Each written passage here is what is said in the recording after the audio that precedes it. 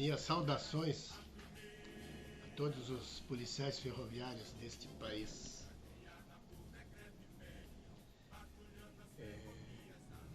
Conforme a gente conversou em nossa diretoria, e nós chegamos a uma conclusão, alguns fatos nós precisamos esclarecer a toda a categoria, porque nós temos o dever e a obrigação de colocar a par do que está ocorrendo em nossa situação. Diga-se de passagem que a Associação Nacional, a nossa querida ANAP, é a única entidade representativa e eu não gosto muito de manifestar aqui coisas que venham a colaborar com embates, porque não há outra instituição, outra entidade representativa no momento, a não ser a nossa associação. Inclusive estamos registrados lá no Ministério da Justiça, no Planejamento, na AGU, enfim, estamos habilitados a falar em nome da Polícia Ferroviária, porque nós fomos responsáveis na conduta da coisa pública, vamos dizer assim, que é nosso órgão federal, a Polícia Ferroviária.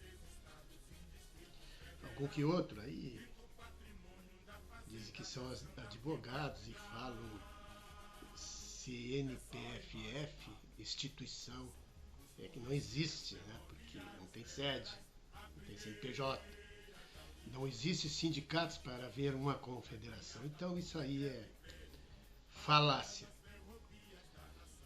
Neste sentido que nós fomos a Brasília, né, representar os policiais, a nossa polícia, porque nós não podemos deixar na mão de qualquer, como se diz na linguagem policial, Zé Ruela, né, a nossa situação.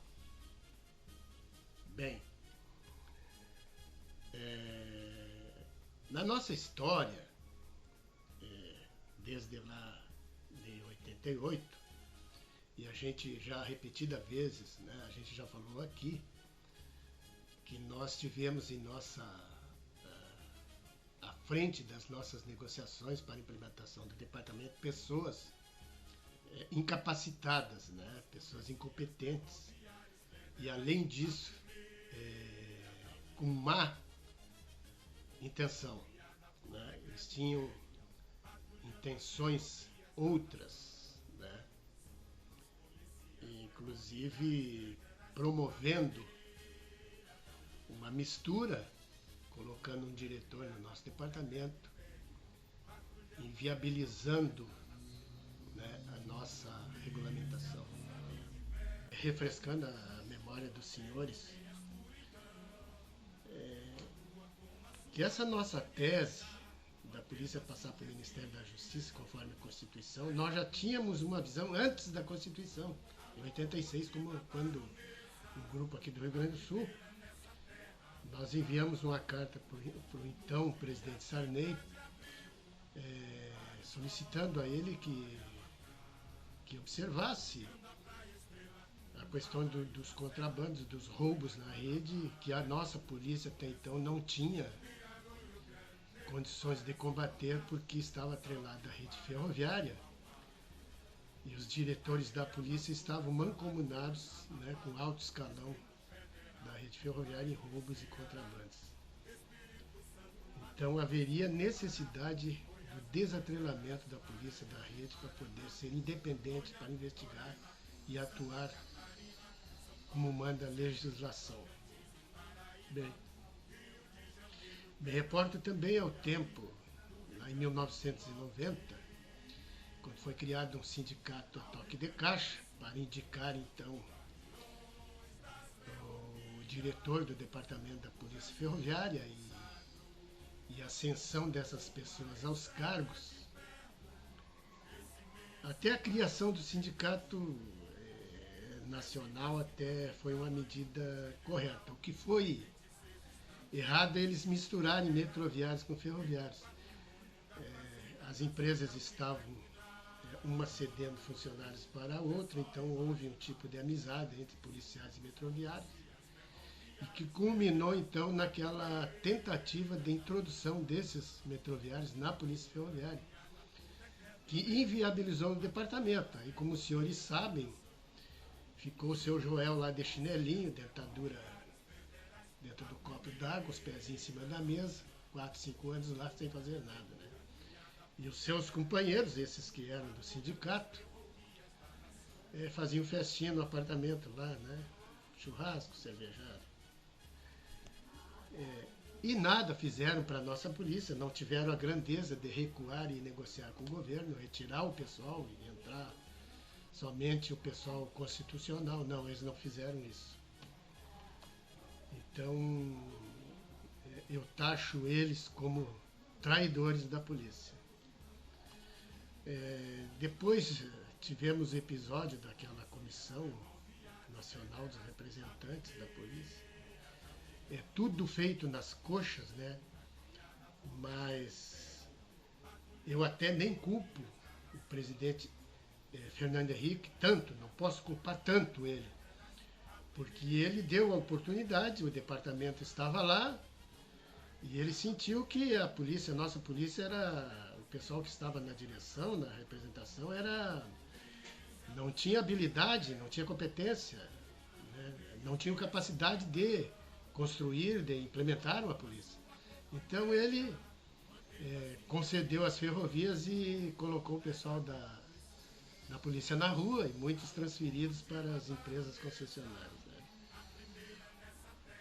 Diferente foi o comportamento da rodoviária, que lá tinha gente capacitada que trabalharam corretamente. Depois então veio o episódio aquele dessa comissão, famigerada comissão, desse senhor, né, mercenário aí, só pensou em dinheiro, porque policial ele não vai ser, porque ele já optou pelo cargo de analista e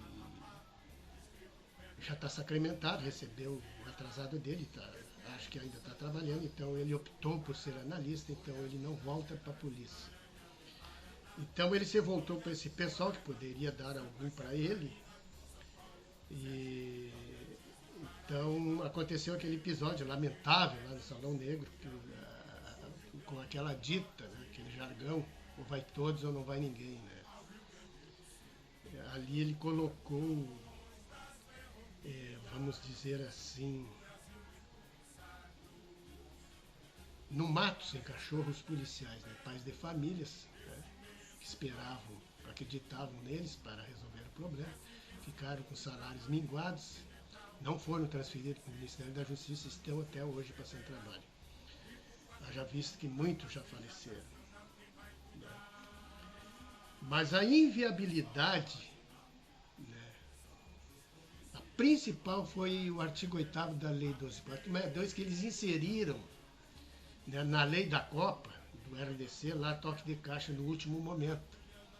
E isso inviabilizou e criou a insegurança jurídica, que nós combatemos todos esses anos de associação. Nós combatemos esse argumento, né, do governo federal, porque nós queríamos então que o governo abrisse o nosso departamento e começasse a implementação, né? E eles, inclusive está aí um texto no nosso site, onde nós tivemos várias conversas com a AGU, conversas formais, porque é de entidade para um órgão federal, né, no que tange a questão da nossa transferência.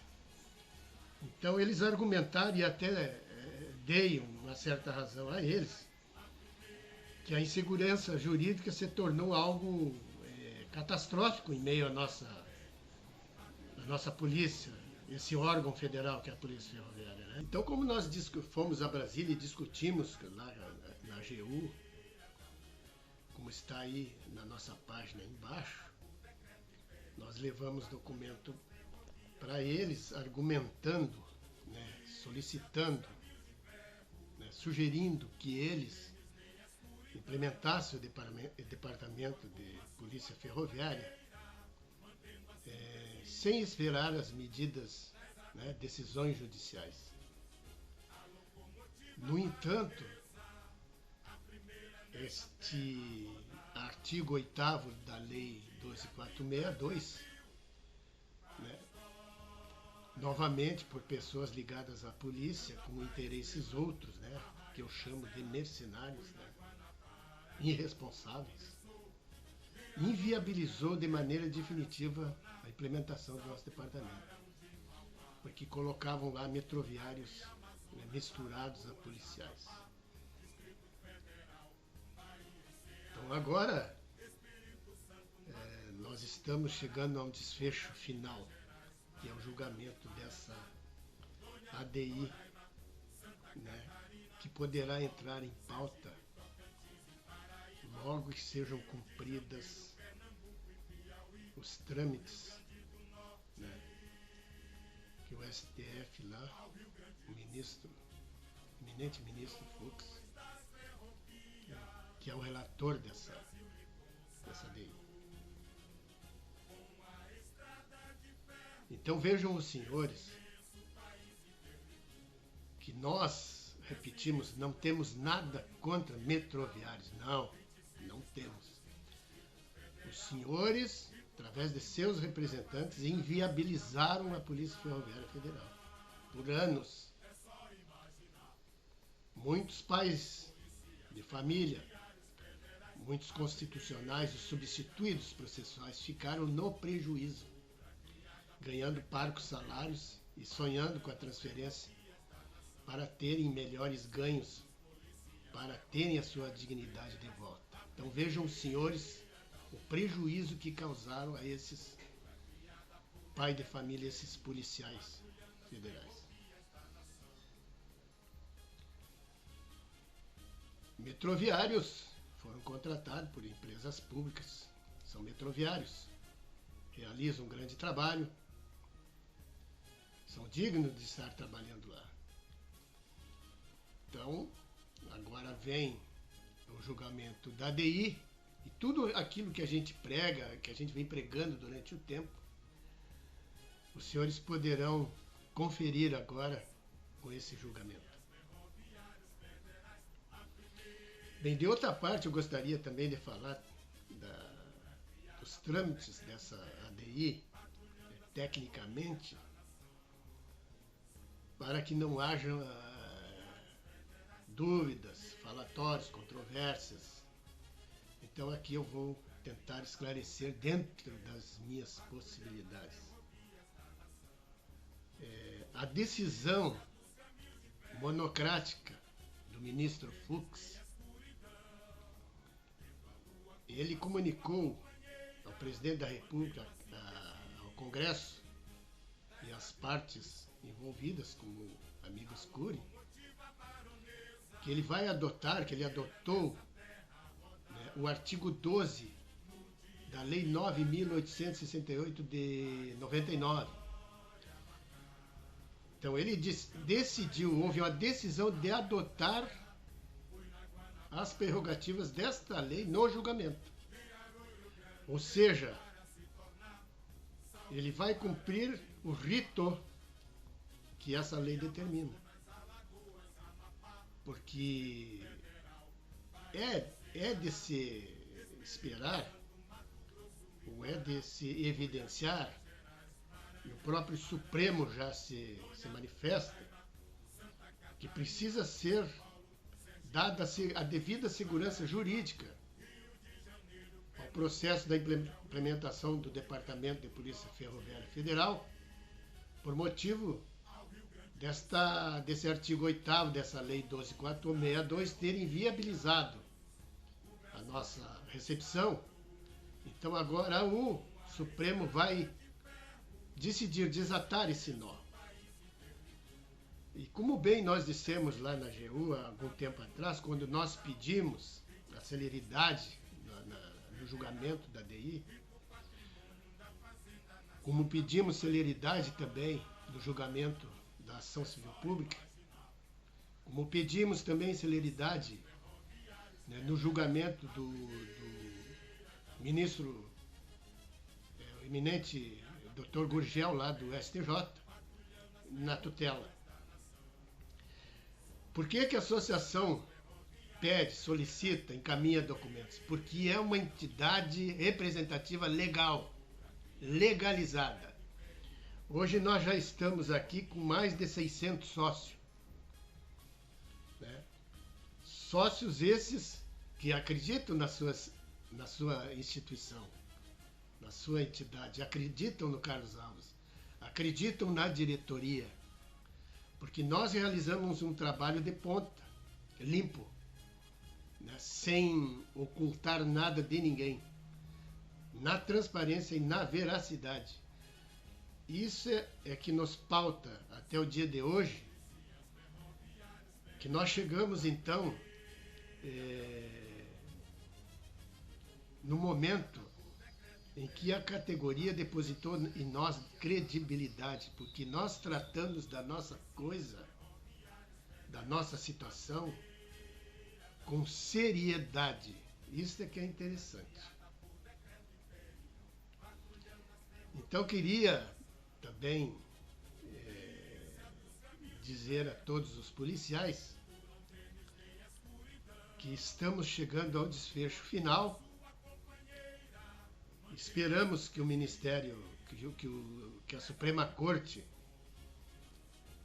ela decida e module sua decisão conforme o rito da Lei 9.868. Eles vão falar do artigo 8º da Lei 12.462, do ADCT 19, e tudo que envolve o servidor público. Ali, então, esperamos que eles julguem a inconstitucionalidade do artigo 8º, julgue quem tem direito constitucionalmente e mande o governo refazer ou emitir outra medida provisória que se tornará lei para implementação do departamento, reativação e recepção dos profissionais de segurança pública, que são os substituídos processuais, conforme reza lá na ação civil pública. Então, baseados nisso, é que nós levamos então ao conhecimento dos senhores o que está ocorrendo. Nós trabalhamos sempre nesse sentido, porque uma vez que não foi possível a reativação do departamento, a implementação da polícia, sem a diretriz ditada pelo judiciário, nós então nos voltamos para um trabalho, né, prevendo essas decisões. Nossa medida provisória, o projeto, a sugestão está lá no Ministério da Justiça, digitalizada. O plano de cargos e salários está lá no Ministério da Justiça. O nosso organograma de trabalho, inclusive com pessoas que podem ajudar na estruturação do nosso departamento, está lá no Ministério. Por que que está lá no Ministério da Justiça?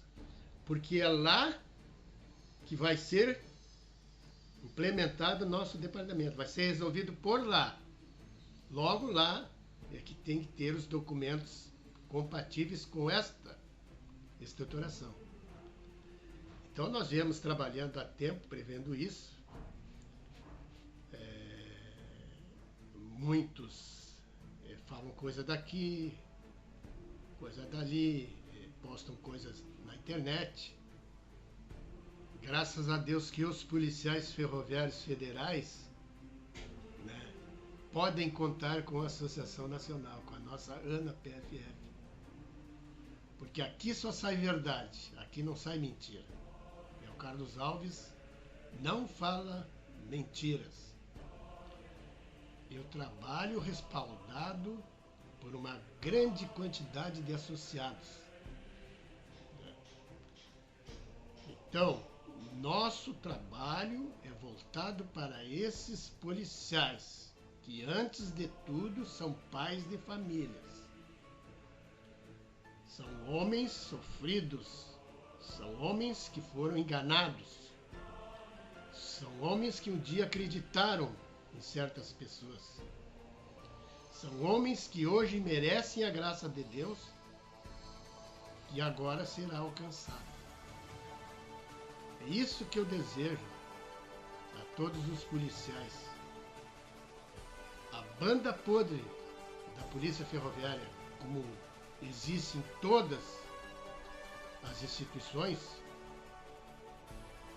é formada por meia dúzia que não tem expressão nenhuma, nem em situação representativa ou como entidade legal de representação. São apenas um grupinho aqui, um ali, que destoam, né, da veracidade das coisas, procurando levarem para si notoriedade. Digo de novo, pessoas que no passado prejudicaram a Polícia Ferroviária Federal de maneira incisiva, prejudicaram seus colegas com palavras, ações estapafúrdias, sem fundamento legal. Queriam eles misturar tudo, inclusive com a tal de PEC 156, que falam tanto. Não é PEC, é um projeto que um deputado fez que jamais será votado. Ainda mais agora que a Suprema Corte vai resolver a nossa situação. Então gostaria de pedir aos policiais que nesse momento crucial de decisões, que se unam e continuem, aqueles que ainda estão fora. Toda a semana chega vários policiais que vêm chegando e se unindo à nossa associação, que continuem abraçando essa causa, porque nos próximos momentos, nos próximos dias, eu acredito que vai ser colocado em pauta para julgamento essa ADI. E ali nós vamos ter o resultado final. Continuem na fé, porque a fé, o crédito, a reconciliação entre os policiais nos trouxeram até aqui. Embora muitos colegas nossos já não estão mais entre nós, já partiram, mas estão aí suas esposas, que denotarão que estarão presentes para a comprovação dessa nossa vitória. Então, policiais do Brasil, continuemos na fé. A fé foi que nos trouxe até aqui e vai nos levar agora para a nossa casa. Muito obrigado aos senhores. Muito obrigado por todo o apoio que recebi, que a nossa diretoria da associação recebe. Muito obrigado e a qualquer momento estaremos aqui novamente para levar mais informações aos senhores. Nosso compromisso. Obrigado.